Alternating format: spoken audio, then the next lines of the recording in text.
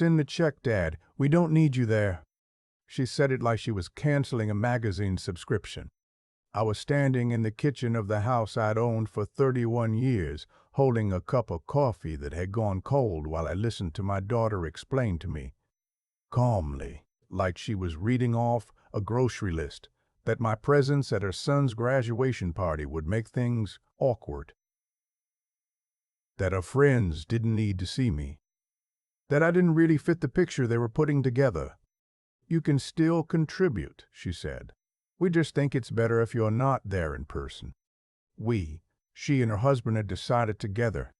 I set the cup down on the counter. Outside, a cardinal was sitting on the fence post by the garden, the same fence I'd built with my own hands back in 1998 when my daughter was 9 years old and used to chase fireflies in that yard until her mother called her in for bath time. I said, "Okay." Just that, "Okay." She seemed surprised. Maybe she'd expected me to argue, or to get emotional, or to beg. Instead, I told her I understood, that I hoped the party was everything she and her husband wanted, and that I'd take care of everything on my end. "So you'll transfer the money?" she asked. "I'll take care of it," I said. We hung up. I stood in that kitchen for a long time after. Let me back up. My name isn't important. What matters is that I'm 64 years old, and I spent the better part of 4 decades working in commercial HVAC installation across the Mid-Atlantic, Maryland, Delaware, Pennsylvania. I wasn't rich. I wasn't famous. I drove a pickup truck for 22 years, the same one, because I kept maintaining it rather than buying new. And I wore the same style of work boots from the same brand for so long that my podiatrist once joked he could identify me by my foot calluses alone. My wife, Gloria, passed 11 years ago. Breast cancer. She fought for 3 years, and she did it with more grace than I could ever manage. And when she was gone, I was left with a 17-year-old son, still at home, and a daughter who'd already moved out to start her life. My son turned out fine. He lives in Columbus now, works in logistics, calls me every Sunday without being reminded. We aren't a particularly sentimental family, but there's a steadiness between us that I've come to understand is its own kind of love. My daughter is a different story. She's always been the sharper one, smarter in certain ways, quick with words, quick with calculations, quick to figure out what she wanted and how to get it. She married a man named Bryce when she was 28. Bryce works in finance in Philadelphia. He wears suits that cost more than my trut payments used to, and he has the handshake of a man who learned how to shake hands at a seminar. I have never once been able to tell if he actually likes me, or if he's simply performing the function of liking me because it was necessary. My daughter loves him, and for a long time I told myself that was enough.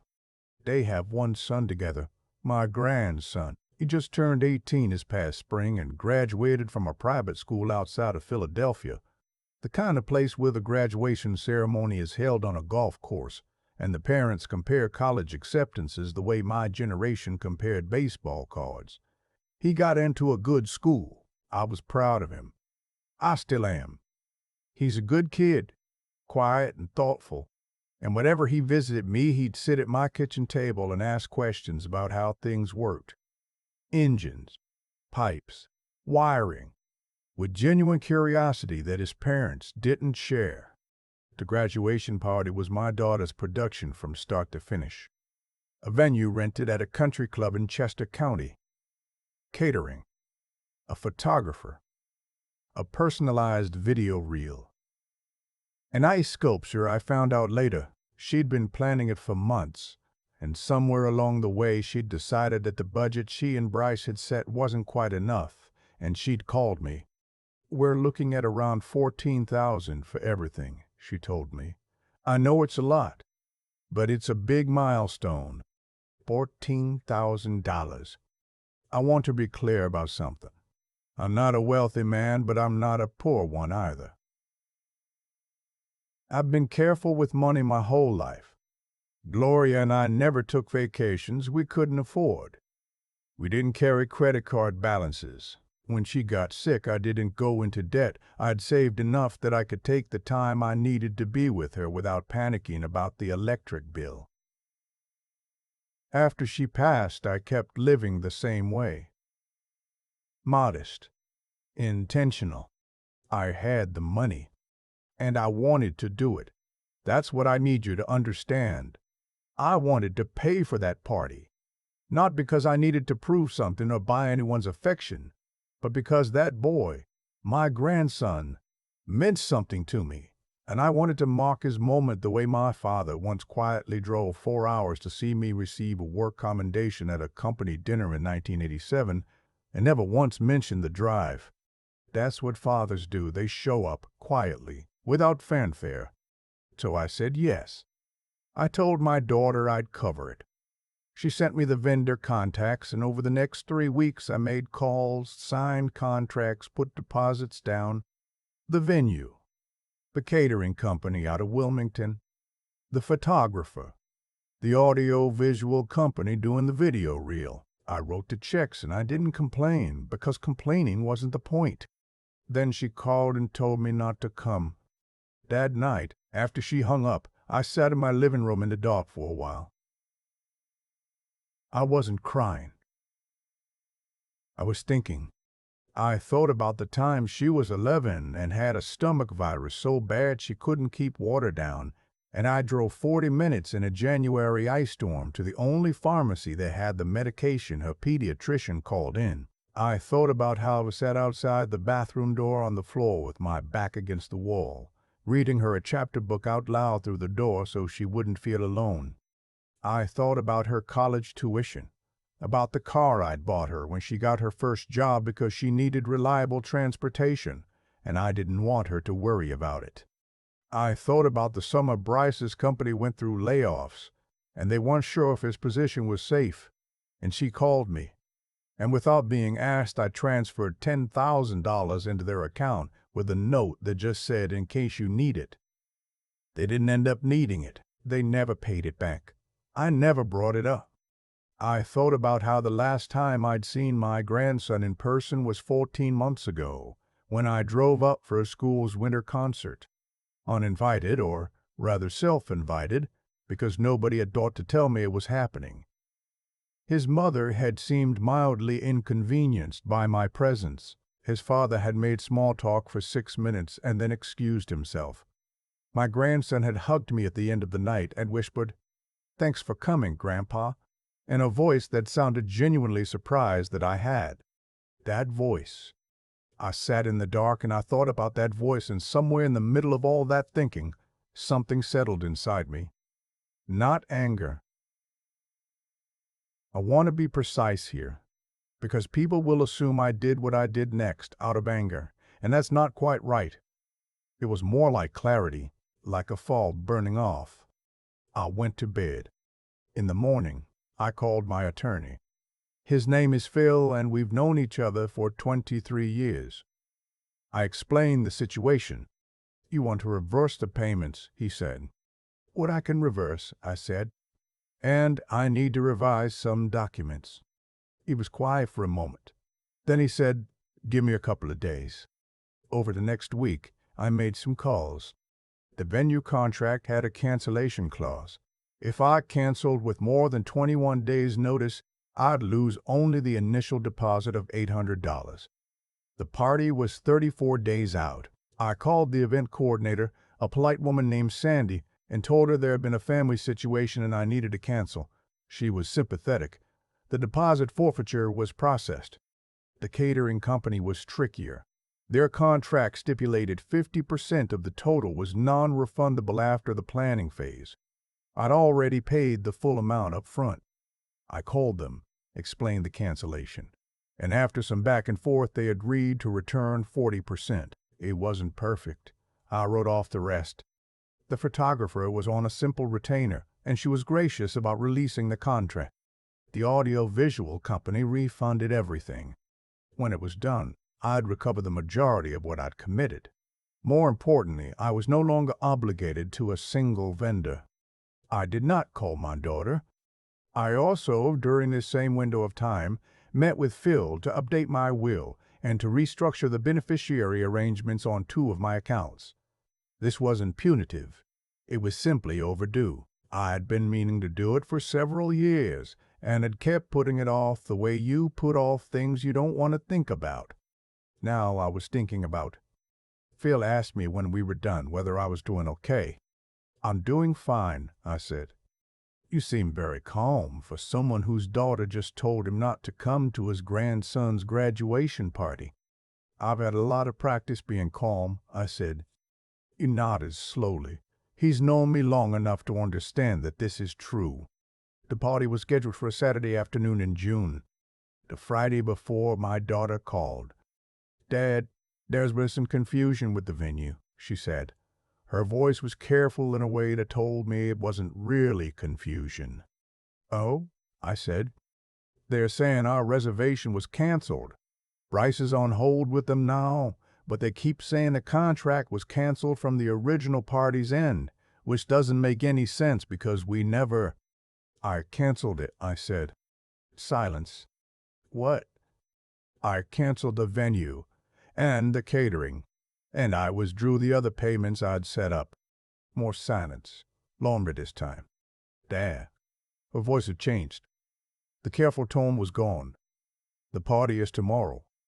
My son's graduation party is tomorrow. And you canceled everything." "You told me to send the check and stay home," I said. "I decided not to send the check." That is so petty, I cannot believe." "I don't think it's petty," I said. "I think it's consistent. You didn't want me there. I decided you were right that I shouldn't be involved. You are going to ruin his graduation." "His graduation was 2 weeks ago," I said. "I watched the live stream from my living room because I wasn't told about it in time to buy a ticket. What's tomorrow is a party, your party, for your friends to see. And you decided I didn't fit the picture." She started to say something else. I let her talk for a moment, and then I said, "I love my grandson. I'm going to find my own way to celebrate him. And I'm going to do it as his grandfather, not as a checkbook.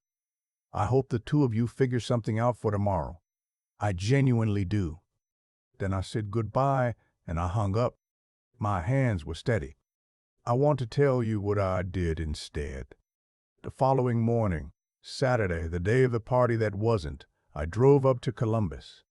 My son knew I was coming. I'd called him the week before and explained in plain terms what had happened, and he'd listen without interrupting, which is a quality I've always appreciated in him. He met me at the door of his house with a cup of coffee, and we sat on his back porch for an hour without talking about it at all. We talked about his kids, about a deck he was planning to build, about whether the Orioles had any realistic shot at the postseason. Normal conversation, the kind that doesn't require explanation. That afternoon, he drove us to see a minor league game. We ate bad hot dogs and sat in the sun, and I watched his youngest fall asleep against my arm in the 4th inning, the way my daughter used to fall asleep against me at the movies when she was small. I thought about her. I didn't stop loving her, if that's what you're wondering. I don't think I'm capable of stopping, even now.